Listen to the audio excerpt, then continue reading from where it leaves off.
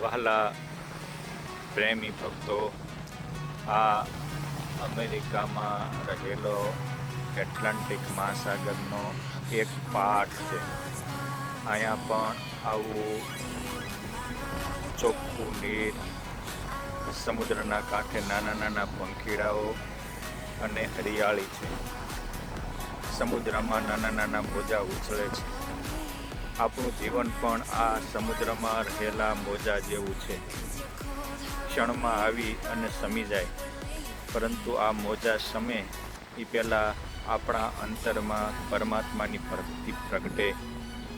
આ દેહનો એન્ડ આવે એ પહેલાં પરમાત્માને પામવાનું સ્ટેન્ડ મળી જાય તો બેડો પાર થાય.